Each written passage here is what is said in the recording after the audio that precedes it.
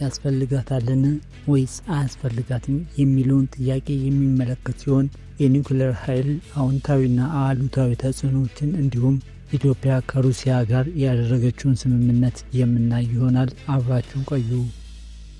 ኢትዮጵያ የኒውክሌር ኃይልን ማመንጫ ያስፈልጋታልን?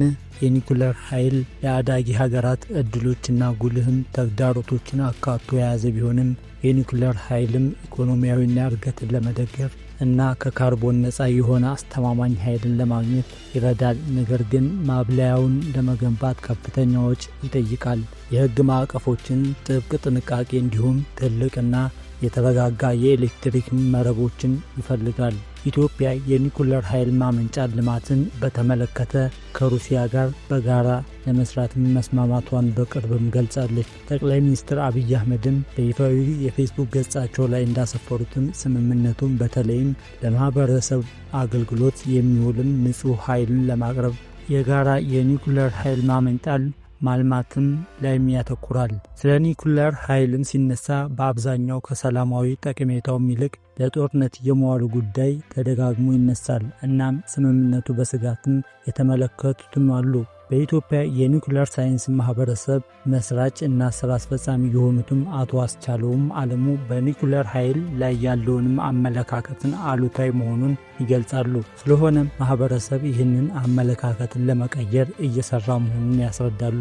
በአዲስ አበባ ሳይንስና ቴክኖሎጂ ዩኒቨርሲቲ የኒውክሌር ማብለያን ቴክኖሎጂ የልህቀት ማዕከልን ኃላፊ ዶክተር ደረጃው አየለ በበኩላቸው የኒውክሌር ኃይልን በበርካታ ጠቀሜታዎችም አሉት ይላሉ። ማብራሪያቸው ኒውክሌር ምንድነው ከሚለውም ይጀምራሉ። እንደ ዶክተር ደረጃው ገለጻ የኒውክሌር ኃይልን ከኤሌክትሪክ ማመንጫነቱ በተጨማሪ ለትምህርትና ምርምርም ወሳኝ ጠቀሜታ አለው። ይህም የሳይንስ እውቀትን ለማዳበር፣ ፈጠራን ለማስተዋወቅ እና እንደ ኃይል ጤናና አካባቢ ያሉ የማህበረሰብ ተግዳሮቶችን ለመፍታት ይረዳል። አቶ አስቻለው በበኩላቸው በኢትዮጵያ በዘርፍ ለሚደረጉ ጥናቶች ምርምር የአሁኑ ጅምር ጠቀሜታውን የጎላ ነው ይላሉ። ከፍተኛ የኃይል ጥንካሬና ዝቅተኛ የካርቦን ልቀትን የኒውክሌር ነዳጅን ከፍተኛ የኃይል ጥንካሬ ያለው ሲሆን 1 ኪሎ ግራም ዩራኒየም በተመሳሳይ በድንጋይ ከሰል ከሚመረተው 20 ሺህ እጥፍ ኃይል ማምረት ይችላል። ይህም የኃይል ግዝፈት ከቅሪተ አካል ነዳጆች ጋር ሲነጻጸር የነዳጅ ፍጆታን ድግግሞሽና መጠንን ይቀንሳል። የኒውክሌር ኃይል ማመንጫዎችን በሚሰሩበት ጊዜ አነስተኛ የሙቀት አማቂ ጋዞችን የሚያመነጩ በመሆናቸው ለአየር ንብረት ለውጥም አዎንታዊና አስተዋጽኦ አለው። ይህም በ1 ኪሎዋት ኃይልም ከ15 እስከ 50 ግራም ካርቦን ዳይኦክሳይድን በሰዓት ያመነጫል። ይህም በሰዓት 450 ግራም ከሚያመነጨው የተፈጥሮ ጋዝና 1050 ግራም ከሚያመነጨው የድንጋይ ከሰል ጋር ሲነጻጸር በጣም የተሻለ ነው። በዓለም ላይ ያለው የኒውክሌር ኃይል ማመንጫ በየዓመቱ 1.5 ጊጋቶን የካርቦን ልቀትን ለማስወገድ ይረዳል። አስተማማኝነቱን በተመለከተም የኒውክሌር ኃይል ማመንጫዎችን ከየትኛውም የኃይል ምንጭን በተሻለ በከፍተኛ አቅምም ያለማቋረጥ መስራት ይችላል። በቅሪተ አካል ነዳጅ ላይ ያለውም ጥገኝነትንም ይቀንሳል። በዚህ ሁኔታ የኒውክሌር ኃይል በርካታ ጥቅሞች ቢኖሩትም የሚያደርሳቸውን ጉዳቶችን ደግሞ የኒውክሌር ኃይልን አከራካሪ ምርጫ ያደርጉታል። ከነዚህ መካከል የኒውክሌር ዝቃጭ አያያዝን እና አወጋገድን ይገኙበታል።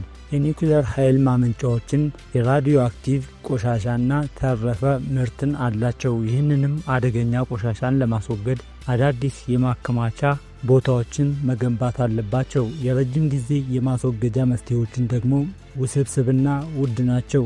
ከወጪ አንጻር የኒውክሌር ኃይል ማመንጫዎችን መገንባት ከፍተኛ መዋለ ንዋዮችን ይፈልጋል። መረጃዎችም እንደሚያሳዩት በኒውክሌር ጣቢያ ውስጥም ለ1 ኪሎዋት ኃይልም በግምትም ከ5500 እስከ 8100 የአሜሪካ ዶላር ወጪ ማድረግን ይጠይቃል። ስለዚህም 1100 ሜጋዋት አቅም ያለው የኒውክሌር ማብለያ ለመገንባትም ከ6 ቢሊዮን እስከ 9 ቢሊዮን የአሜሪካ ዶላር ወጪ ያስወጣል እንደማለት ነው። ከዚህም አንጻር ከውሃ ከፀሐይና ከንፋስ ኃይልም ጋር ሲነጻጸር የኒውክሌር ዋጋ በጣም ውድ ነው። በተጨማሪም የመዋለ ንዋይ ፍሰትን ወደ ኒውክሌር ኃይልን የሚፈስ ከሆነም ወደ ታዳሽ ኃይሎችን የሚደረገው መዋለ ንዋይን ሊሻማ ይችላል።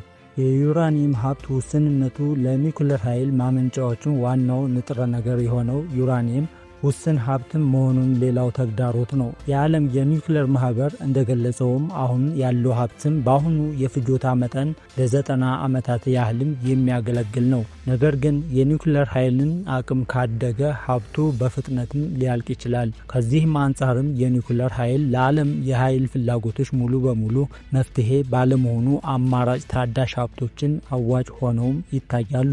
ለዚህም ግን የኃይል አማራጮችን ቀላቅሎ መጠቀም የተሻለ ነው። የኒውክሌር ኃይል ማመንጫዎችን የፍንዳታ አደጋዎችን ስጋት የዓለም ኒውክሌር ማህበር መረጃ እንደሚያሳየውም ከ1970ዎቹ የነዳጅ ቀውስም በኋላም የኒውክሌር ኃይልን አጠቃቀም ከፍ ብሏል። በዚህም የኒውክሌር ኃይል የተረጋጋና ቀልጣፋ የኃይል ምንጭም እንደሚሆን ተስፋ ሰጥቷል። ነገር ግን በ1979 በስሪ ማይል ደሴት፣ በ1986 በቼርኖቤል እና በ2011 በጃፓን ፉኩሺማ የተከሰቱት ከፍተኛ አደጋዎች ዓለም አቀፍ ስጋቶችን ቀስቅሰዋል። እንደ አውሮፓውያን አቆጣጠር በ2011 በጃፓን የፉኩሺማን የተከሰተው አደጋ ከ150,000 በላይ ሰዎችን ተፈናቅለዋል እና ከ2,000 ቢሊዮን ዶላር ኢኮኖሚያዊ ኪሳራን አስከትሏል። በዚህ ምክንያት ሀገሪቱ 54 የኒውክሌር ማመላለሻዎቿን ወዲያውኑ ዘግታለች። የኃይል አቅርቦትን ክፍተቱንም በነዳጅ ተሞልቷል። እንደ ጀርመን ያሉ ሀገራት የኒውክሌር ኃይልን ለማስቀረትም እቅድ ማውጣትም ትኩረታቸውን ወደ ታዳሽና አማራጮች የኃይል ምንጮችም አዙረዋል። ስለሆነም የኒውክሌር ሳይንስና ቴክኖሎጂ ቁጥጥር በኒውክሌር ኢንዱስትሪ ውስጥም ደህንነትና የአካባቢ ጥበቃን በማረጋገጥ ረገድ ወሳኝ ሚና ይጫወታል። ከዚህም ባሻገር በዘርፉ የሚደረገውን ቁጥጥርም ተግባራትን በኃይልም ለመፈጸም ግልጽነትን፣ ተጠያቂነትና በኒውክሌር ቴክኖሎጂ ሰላማዊ አጠቃቀም ላይም የህዝብ አመኔታን ለማግኘት ይረዳል። ያ ከሆነ የኒውክሌር ኃይልን ለሕክምናና ለኤሌክትሪክ ኃይልም አቅርቦትን ለምርምርና ለሌሎችም ጠቃሚ አገልግሎቶች ያሉ ችግርን ጥቅም ላይ መዋል ይቻላል። አዳዲስ የኒውክሌር ኃይል የሚፈልጉ ሀገራት ቁጥር እየጨመረ ነው። በአጠቃላይ የኒውክሌር ኃይል እንደ ኢትዮጵያ ላሉ አዳጊ ሀገራት እድሎችና ጉልህ ተግዳሮቶችን አካቶ የያዘ ሲሆን የኒውክሌር ኃይል ኢኮኖሚያዊ እድገትን ለመደገፍና ከካርቦን ነፃ የሆነ አስተማማኝ ኃይልን ለማግኘት ይረዳል። ነገር ግን ማብለያውን ለመገንባት ከፍተኛ ወጪ የሚጠይቅ ሲሆንም የህግ ማዕቀፎችን ጥብቅ ጥንቃቄም እንዲሁም ትልቅና የተረጋጋ የኤሌክትሪክ መረቦችን ይፈልጋል። ዓለም አቀፍ የኒውክሌር ማህበር መረጃ በቅርቡ ባወጣው መረጃ አዳዲስ የኒውክሌር ኃይል የሚፈልጉ ሀገራትን ቁጥራቸው እየጨመረ ነው። እንደ ማህበሩ ወደ 30 የሚጠጉ ሀገሮች የኒውክሌር ኃይልን ፕሮግራሞችን እያሰቡ እያቀዱ ወይም እየጀመሩ ነው።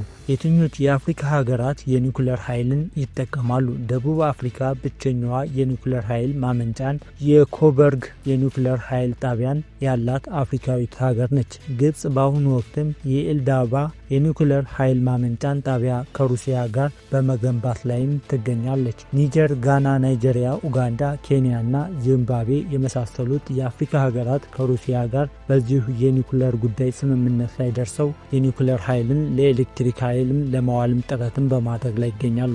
ሀገራት በሚያገኙት የኤሌክትሪክ ኃይል አስፈላጊ አገልግሎቶችንና ምጣኔ ሀብታቸውን ማሳደግ እንደሚችሉ በማመናቸውም እንደየዓለም ባንክም ያሉ ዓለም አቀፍ ሀገራትም የኒውክሌር ኃይልን ለማግኘትም የሚያደርጉትን ጥረትን በመደገፍ ላይም ናቸው። ኢትዮጵያ የኒውክሌር ኃይል ማመንጫ ጣቢያን ያስፈልጋታልን? በአጠቃላይ የኒውክሌር ኃይል በአንድ በኩል ኢኮኖሚያዊ እድገትን ሊደግፍና የካርቦን ልቀትን ሊቀንስም የሚችል ቢሆንም በሌላው በኩል ደግሞ ከፍተኛ ወጪን፣ የቆሻሻ አያያዝን ችግሮችን፣ የፍንዳታ አደጋዎችን ያሉበትን ውስብስብ ጉዳይ ሆኗል። ቆይታችን ይህን ይመስል ነበር። አበቃን። ቸር ያሰማን።